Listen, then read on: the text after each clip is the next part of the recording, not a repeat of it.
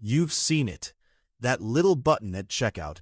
Pay in 4. No interest, no fees. Just click it and boom, you own it. Sounds harmless, right? Here's the thing. Over 90 million Americans are already using this, and that number keeps climbing every year. It's not some niche trend anymore. It's becoming a normal way people shop, and for a growing number of them, a normal way they quietly fall behind. Here's the problem. Split payments don't just make buying easier. They change how your brain feels about spending. And by the end of this video, you're going to understand exactly how that works and how to make sure it never catches you off guard. Here's something researchers actually study. Psychologists call it pain of paying. It's the reason cash purchases feel heavier than card purchases. You physically feel money leaving your hand. Now split that same purchase into 4 small chunks. That pain drops. Your brain doesn't register the full price. It registers, it's only $50 today. This isn't a conspiracy theory. It's basic behavioral economics. And BNPL companies are built around it. That doesn't make them evil. It means the format itself, 4 small payments instead of 1, makes overspending easier without you noticing. You're not necessarily buying smarter or worse. You're just feeling less resistance while spending the same or sometimes more than you planned. Let's make this real. Imagine Sarah. She's scrolling, sees a jacket for $200. Too much, she thinks, and closes the tab. Next day, same jacket, but now it says 4 payments of $50. Suddenly, it feels doable. She buys it. Then a pair of shoes, then a skincare bundle. Each one, only $30 today. Research actually backs this up. Surveys show the average BNPL user carries loans across more than 6 purchases at once, often with different providers, none of which show up on a single bill. By the end of the month, Sarah has no clear picture of her total. Not because she's careless, because the system by design only ever shows her the next small step, never the full staircase. Let's talk real numbers. Depending on which survey you look at, somewhere between 1 in 4 and nearly half of BNPL users report missing at least 1 payment. Federal Reserve data shows that share has been rising, up from 18% in 2023 to 24% more recently. And it hits younger users hardest.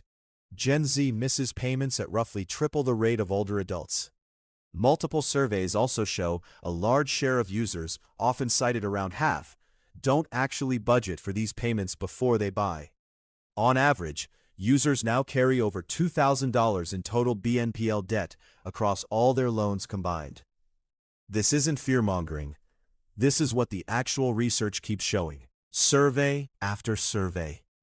But here's the part most people never think to ask about. What you just heard?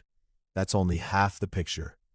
The real question isn't just, why do shoppers overspend? It's, why do stores want this so badly? Because BNPL isn't free to offer. Stores pay for it. So why would a retailer hand over a cut of every sale just to offer you a payment plan? Once you understand the answer, you'll realize this isn't really about your willpower at all. It's about a business arrangement happening behind the checkout screen, one most shoppers never see. Stick with me. This next part is where the real mechanics of BNPL actually get interesting. Here's the part most people misunderstand. BNPL companies don't primarily make their money from your interest. Many, like Affirm, don't even charge late fees at all. A big part of their revenue actually comes from merchant fees. Stores pay a percentage of each sale just to offer BNPL at checkout. Why would a store agree to that? Because offering flexible payments tends to increase how much customers are willing to spend. Quick disclaimer here, because it matters. Not all BNPL providers work the same way. Some charge late fees, some don't. Some charge interest after a missed payment, some cap it. Some report to credit bureaus, some don't. Always check the specific terms of your provider. This isn't one size fits all. Back to Sarah. 3 months later, she's juggling several due dates across different apps. One payment slips because her paycheck landed a day late. Depending on her provider, that could mean a late fee, or with some providers, it could mean her account gets reported to a credit bureau. That's newer territory too. Some BNPL companies have only recently started reporting to credit agencies at all, and the rules are still evolving. So the impact really depends on which provider she used. This is the quiet danger. It's rarely one big number that trips people up.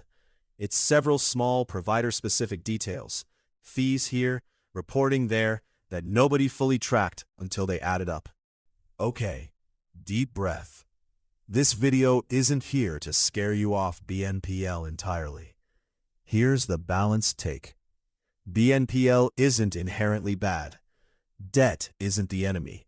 Losing track of it is. Used carefully, BNPL can even be a fine short-term tool.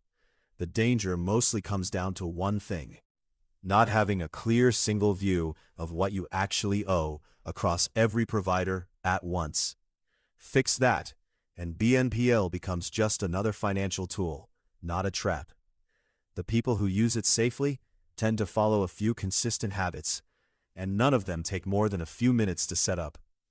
From here, let's get practical. Exactly how you protect yourself, starting today. Step 1. The one provider rule, where possible. Try not to run multiple BNPL loans across different apps at the same time.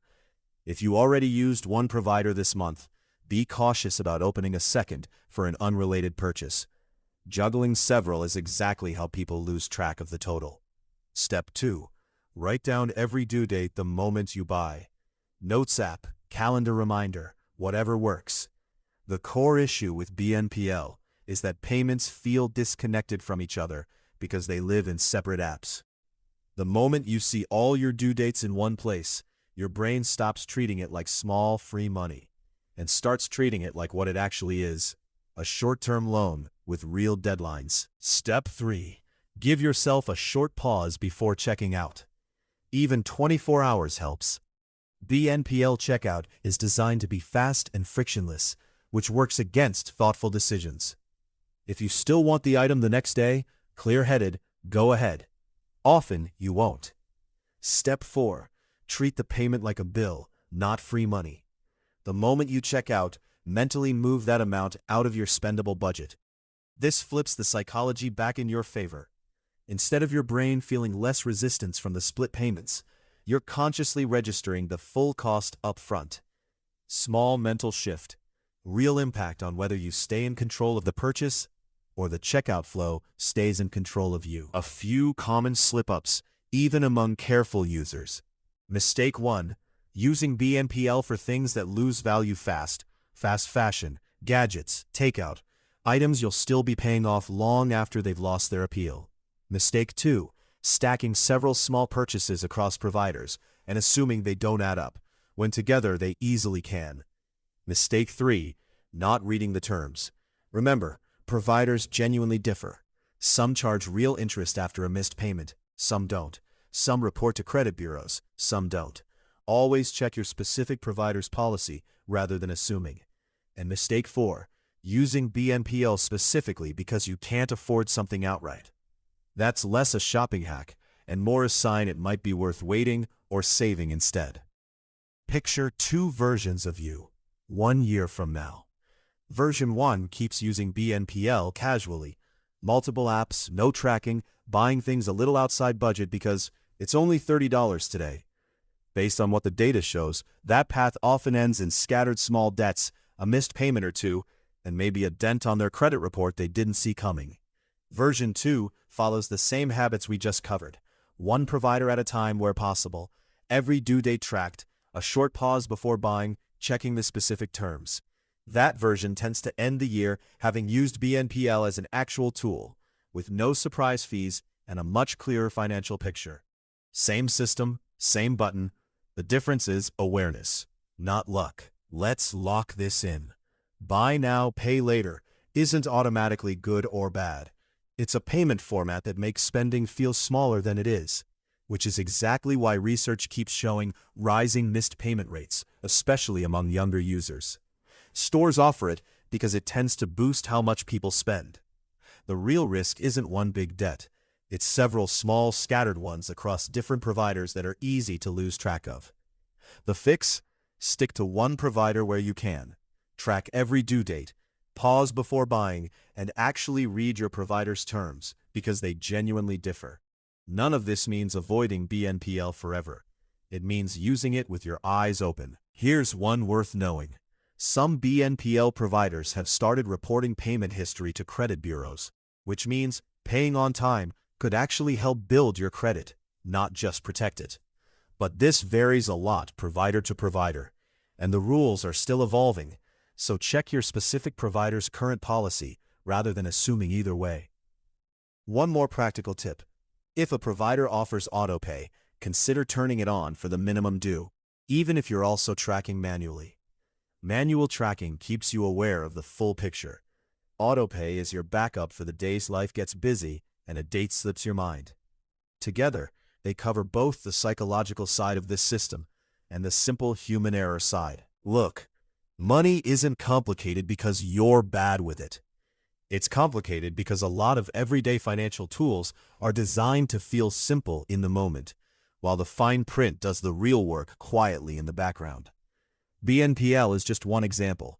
There are several more hiding in ordinary spending decisions, and most people never get shown how they actually work until they're already dealing with the consequences. That's exactly what this channel is here for.